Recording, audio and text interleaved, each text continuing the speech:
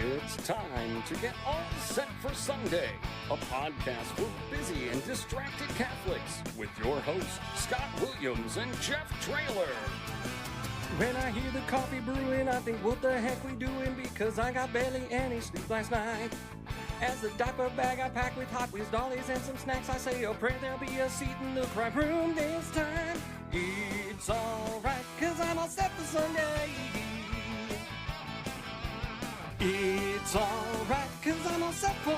It's alright, cause I'm all set for. It's alright, cause I'm all set for Sunday. Welcome to All Set for Sunday, a podcast for busy and distracted Catholics to be a little more prepared for Sunday Mass.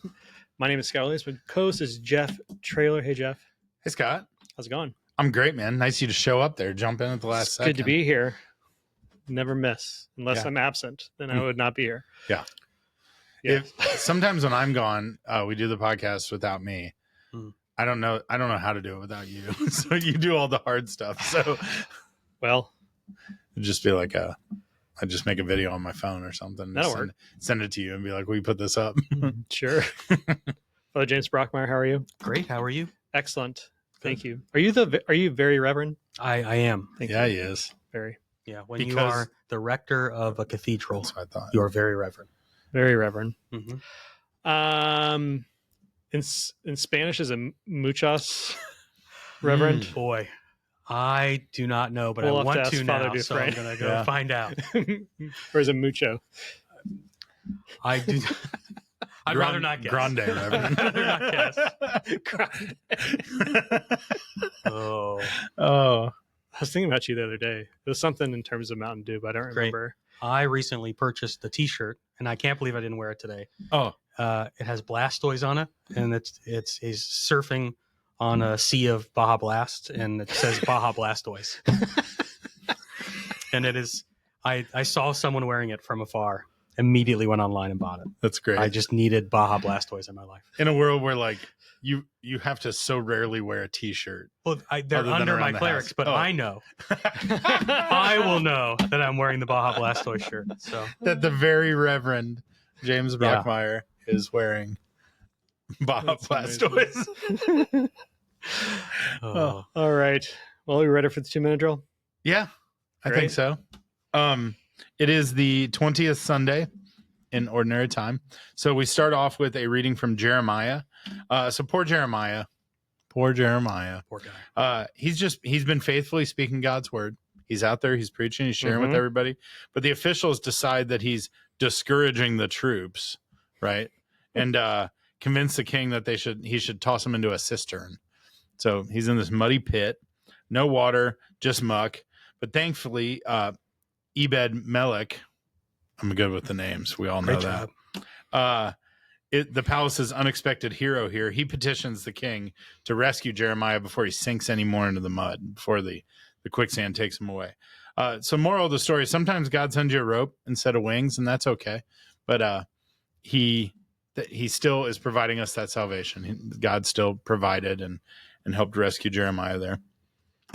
Our responsorial psalm is, Lord, come to my aid, with an exclamation point. So I hope that somebody just screams this week.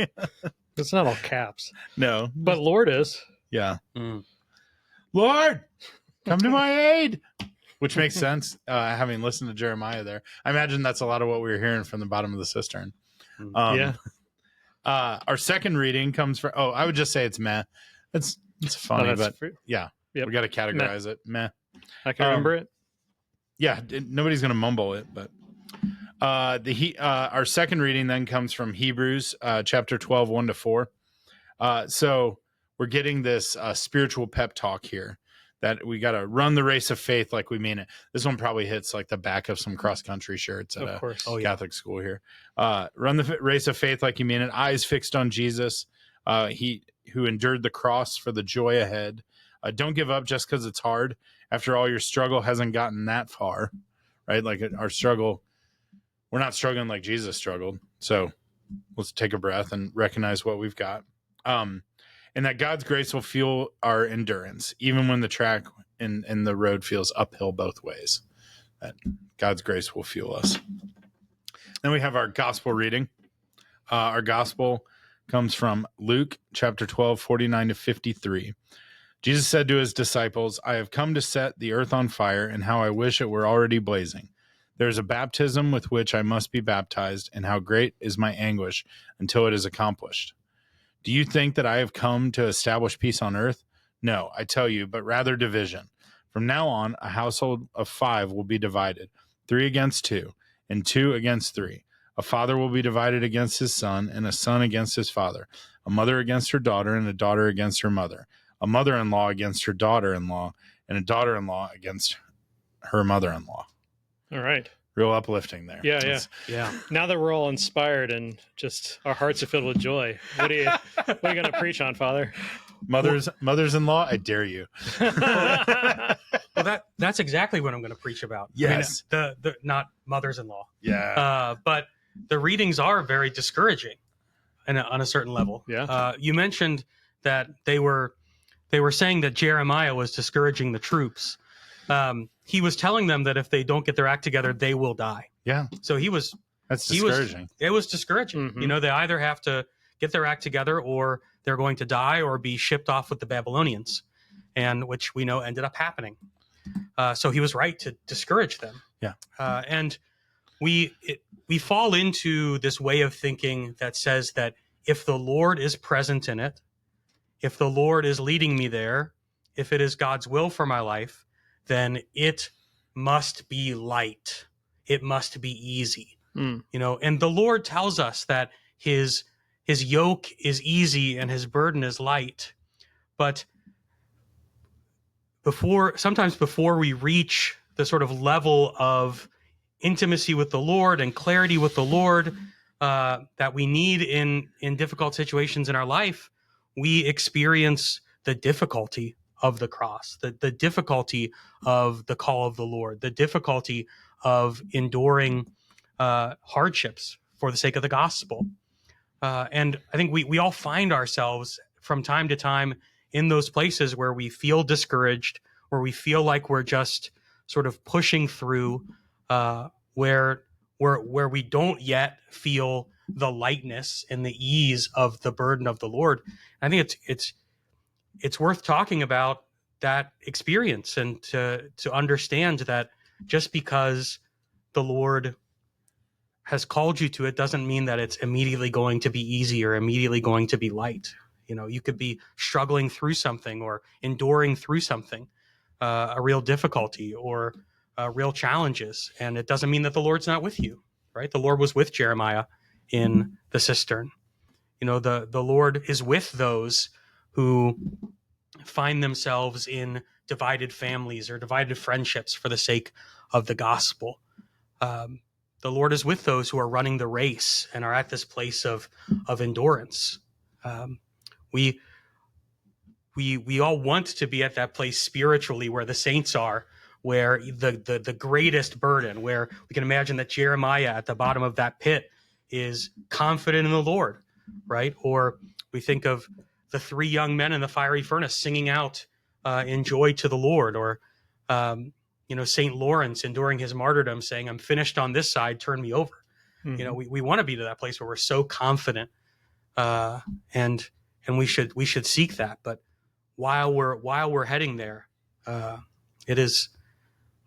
it sometimes takes endurance, and we learn through that and learn to find the lightness of the Lord's presence and the light nature of the cross, and in the midst of enduring and growing closer to the Lord in that. So how do we discern in the midst of that? I mean, Mm-hmm. a lot of times when we feel like we're up against the wall or, going through these struggles and pains, we think to ourselves, well, this must not be of God. But also we're being called into it and we're Mm-hmm. there. How do we know whether or not God's asking us to go through it or turn around and go away? Sure. I think, especially in those times, we have to bring the burden of it and bring the challenge of it to the Lord in prayer and say, Lord, what am I missing something?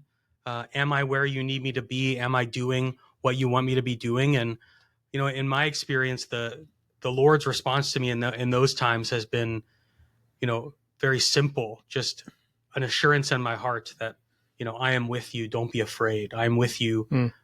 Continue.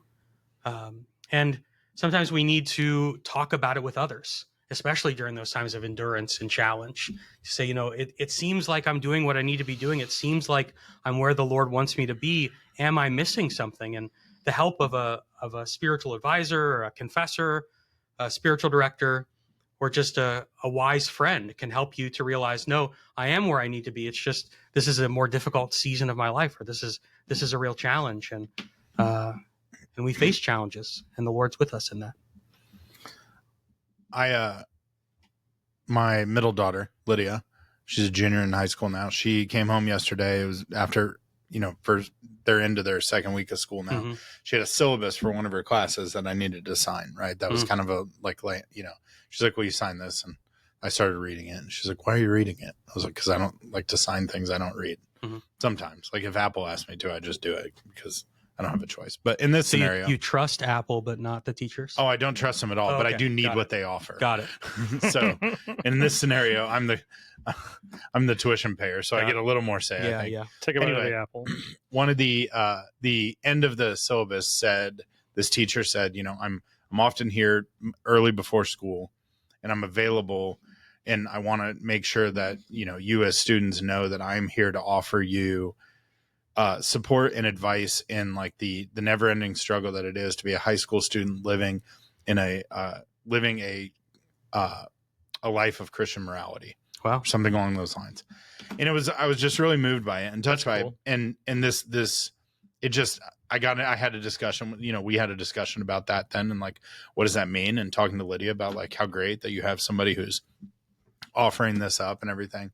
But really talking about like, it is and it's a little bit, this gospel feels like a little like doom and gloom, but also it's an absolute reality. We've talked about it on here a million times of like, this is kind of a thing that happens in our families. It's like, if you are to follow the gospels and to live the teachings of the gospel, it will divide you from people at times. Right. And it's not, this is just a perfect example that like, we're not called to separate from people, but we are, it will happen at times. And then we have to try to bring that relationship back together, but not at the sacrifice of our Christian morality, right? Or the teachings of the church or anything. I think, I don't know. I was struck by that yesterday, and I hadn't really thought about it until you were talking about this, that like, it really is speaking to the same idea. As a high school student, she will continually be challenged with, either being frustrated and divided from her parents or her family, but also friends and teachers and people that she encounters on a daily basis, because like living a life of Christian morality is hard. Yeah. It's incredibly hard. Yeah. The call of the gospel might separate you from people, or the way that you live might separate you from people or your family, and it might make people your enemy. Right. But what does the gospel call us to do about our enemies? Even those things that separate us from others in the light of the gospel are reasons for us to be proactive in love. So even in those places where the gospel divides, we are still called to show love and to seek reconciliation. We're still called to love our mothers-in-law. Yes. That's how you should start. It's the real homily. That you should start your homily with that. Yeah. You must, in all situations, love your mother-in-law. Yeah. You may be divided from her. No. That's good. No, I was reading that gospel thinking, well, this is a bummer, but it's actually like a really good, doesn't always have to be sunshine and roses, right? Like sometimes like we just need a good hard reminder from Jesus of like, yeah, this is going to be tough. Yeah. He came to bring fire. Yeah. He came to bring division. Yeah. Wow. Is this we've been in Luke for the past, I don't know, for however long, but is this like a new scene in this act? Like, I feel like we haven't been so doom and gloom come up to this, but maybe we have. Maybe I just haven't been paying attention. It really just jumps from parables to this. Okay. Yeah.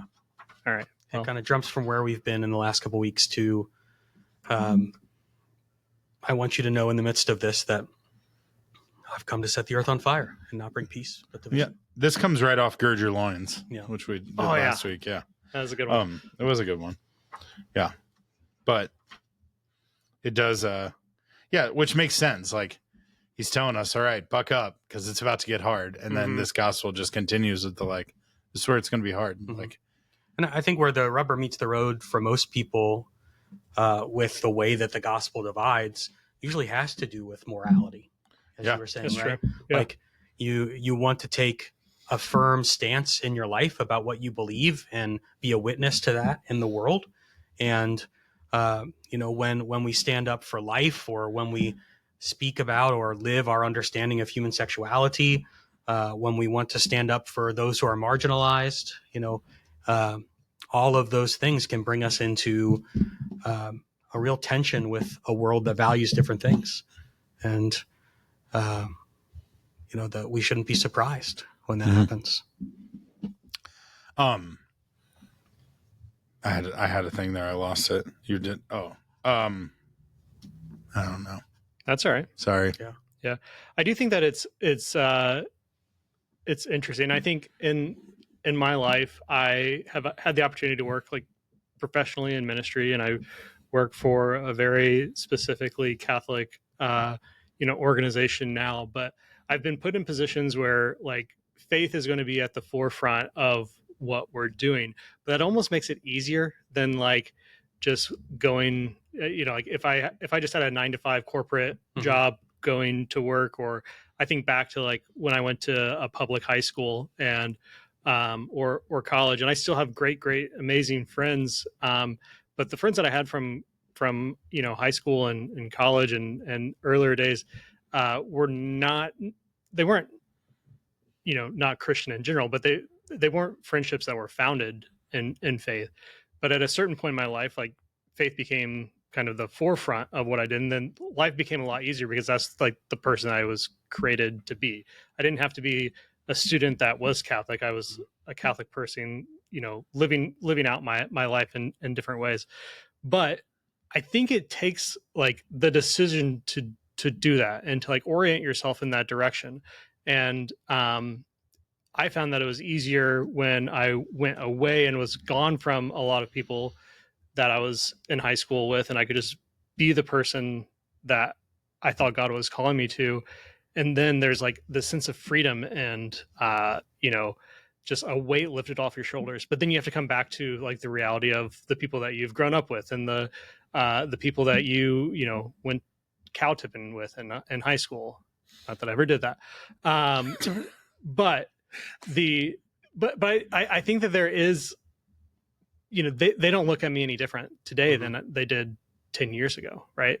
I think that there's something beautiful about what we're doing in the Christian life is difficult and it's hard and it's going to cause division, but there is something attractive about it. And it's not going to be something that's necessarily going to be off-putting, but I think that we have to be steadfast in living this life because it ultimately is going to draw people into it. Yeah. And we have to be prepared for that. I think of the disciples that were called out 2 by 2 to go, and Jesus tells them that there will be houses that you go to and they will invite you in and they will receive the gospel. And there will be places where you go and you'll be rejected. The Christian life is both attractive because it is the truth, because it really does bring us life and people can see that. But to some it is repellent, right? And so we can expect both reactions. Yeah.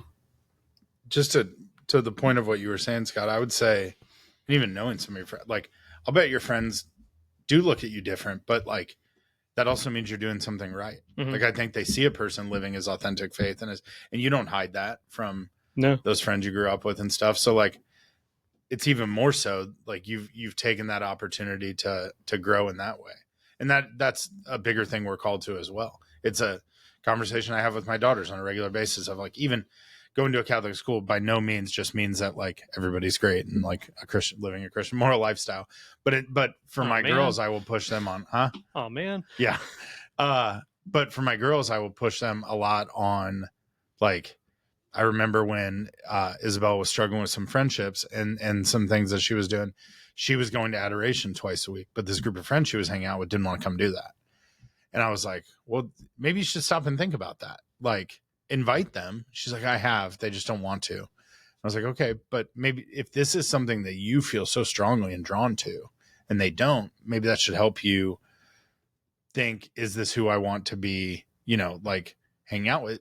Where else are you feeling like you don't see, like aren't on the same page with them? Mm-hmm. You don't see those things, right? But who is there that you wish you hung out with more and like that you're drawn to?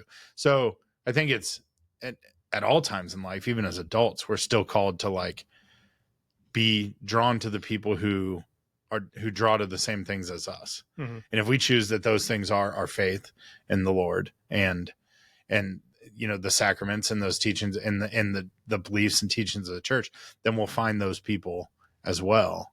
And I mean, that's a cool thing.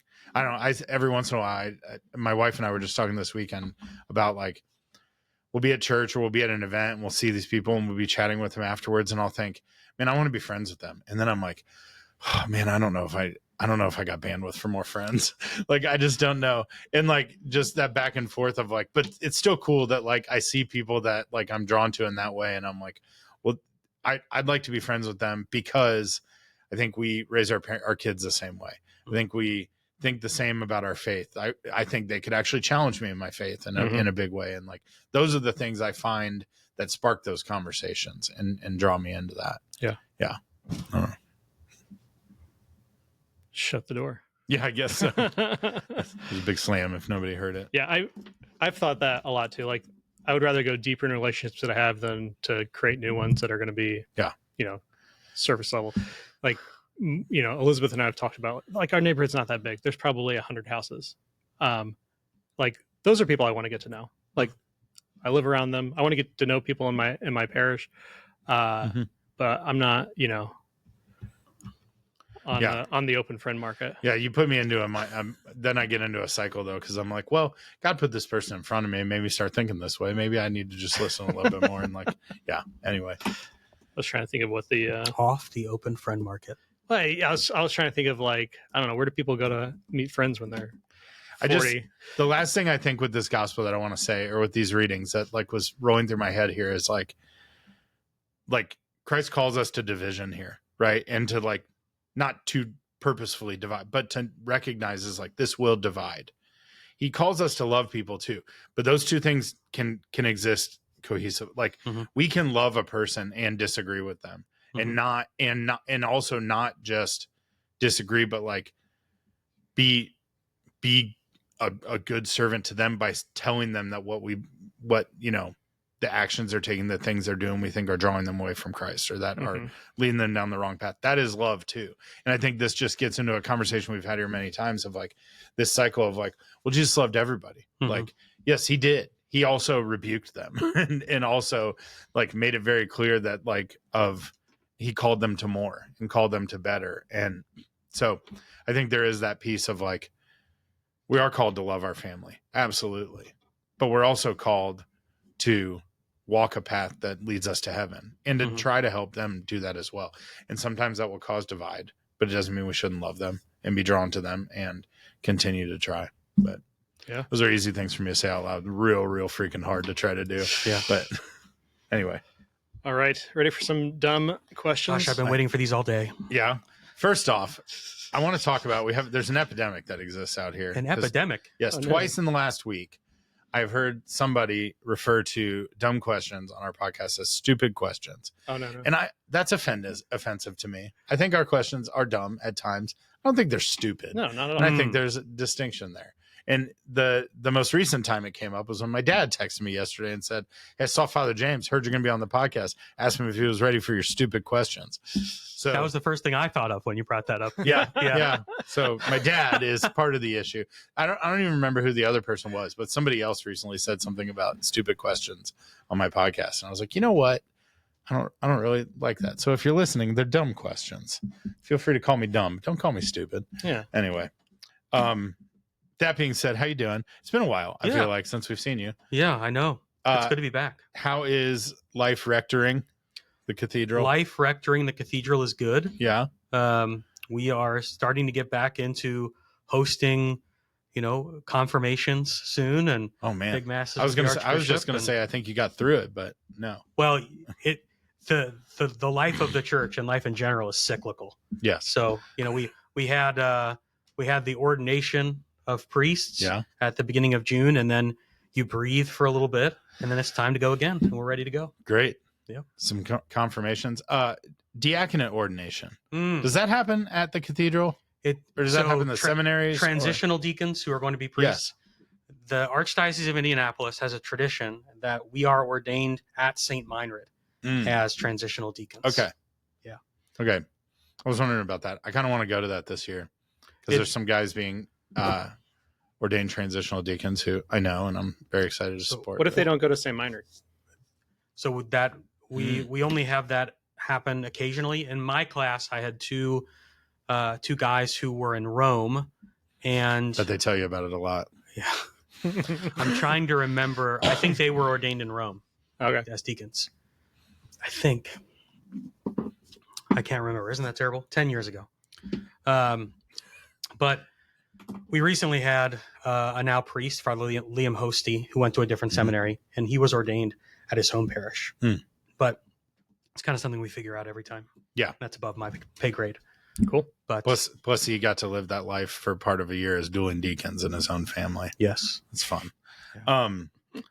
And how about life at Butler? So you're also the chaplain, the Catholic chaplain at I Butler am the Catholic University. chaplain at Bulldog Butler. Catholic. Yeah.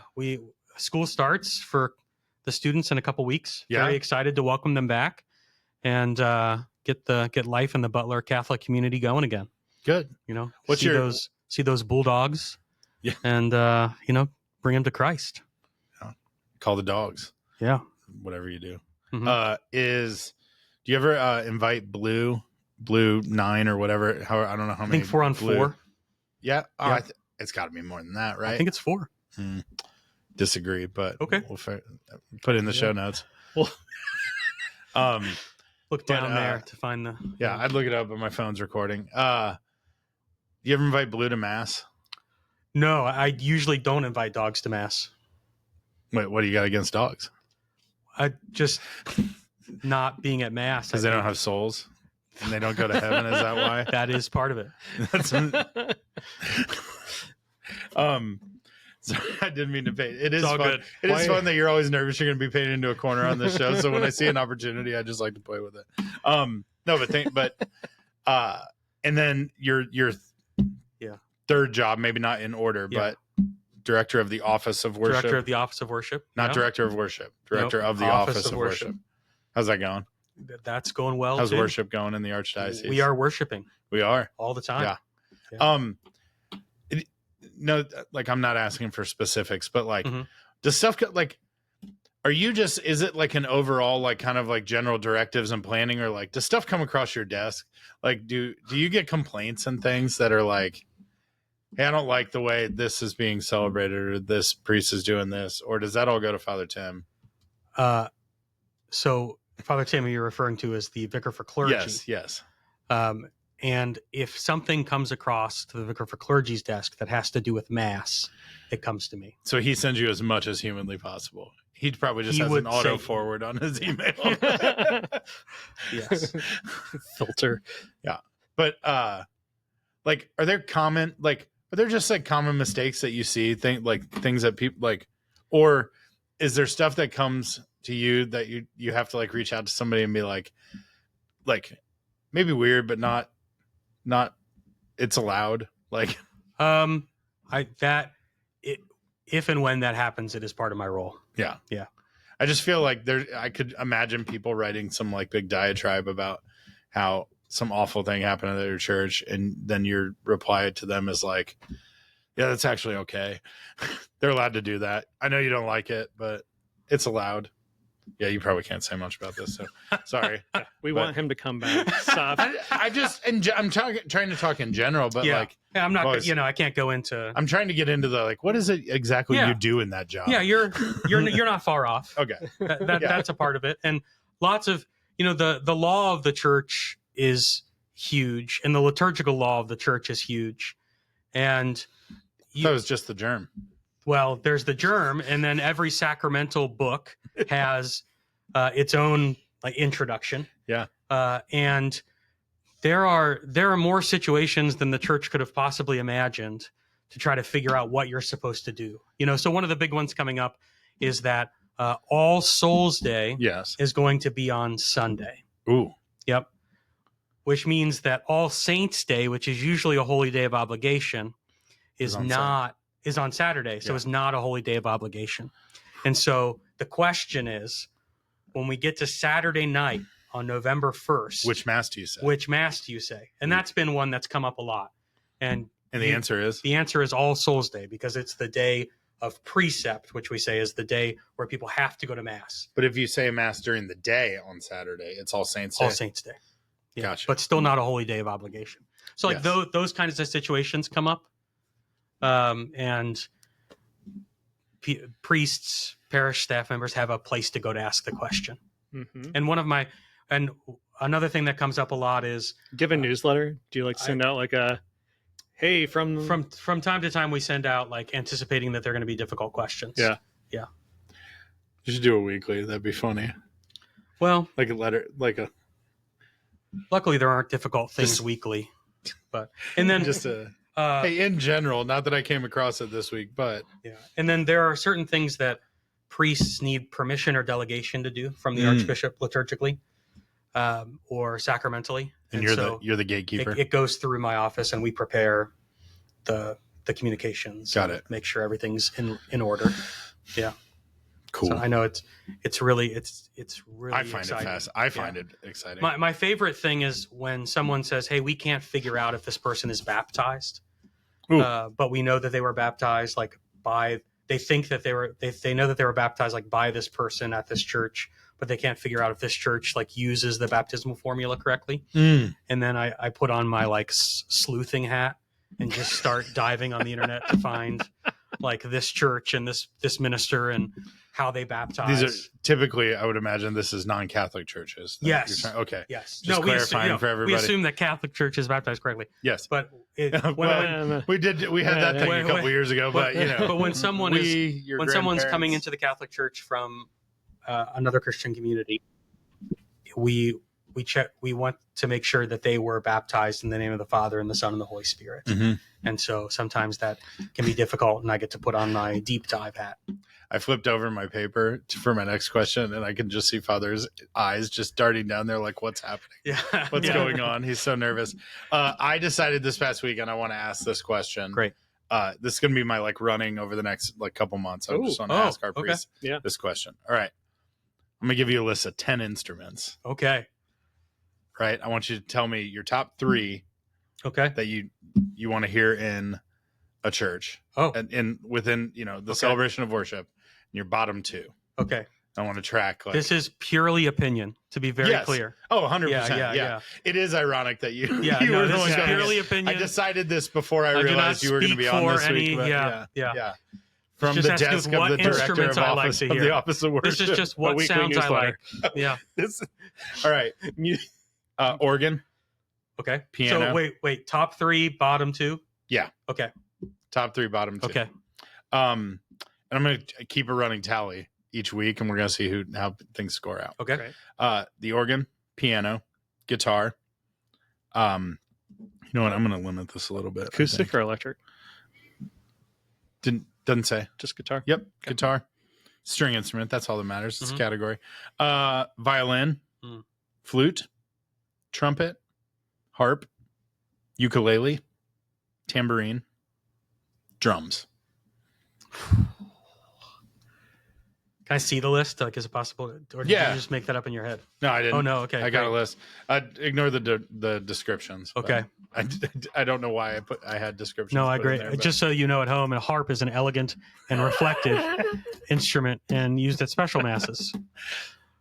The bottom 2 is the easiest. Ooh. Which are what? Ukulele. Ukulele, bottom? Yeah, could not imagine that. I can direct you to a mass. Yeah. Purely my opinion. Oh no. See, I tried to go with the safest one. Actually, if we're gonna get there, but yeah. Purely in my opinion, I'm sure that the ukulele can be done very well and tastefully. Somewhere Over the Rainbow is a beautiful communion reflection song. I don't.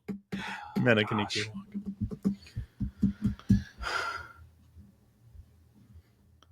thrilling. Come on, you got to answer. Tambourine. I don't love tambourines. Tambourine. Yeah. Ah. Not a lover of tambourines. All right, what's your top 3 then? Okay. Triangle. I would say that my top 3 are pipe organ. Yeah. Piano.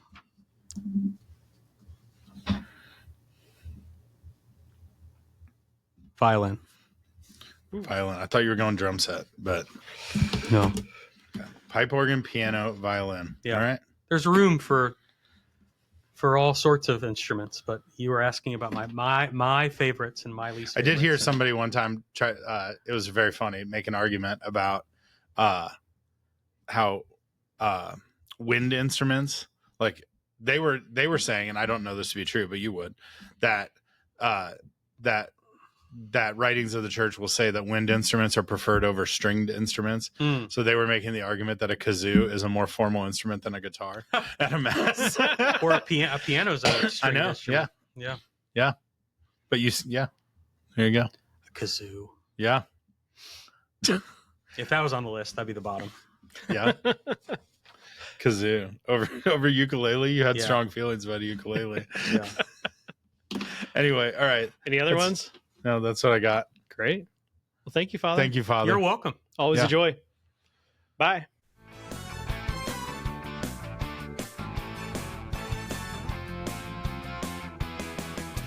It's alright, cause I'm all set for. It's alright, cause I'm all set for. It's alright, cause I'm all set for Sunday.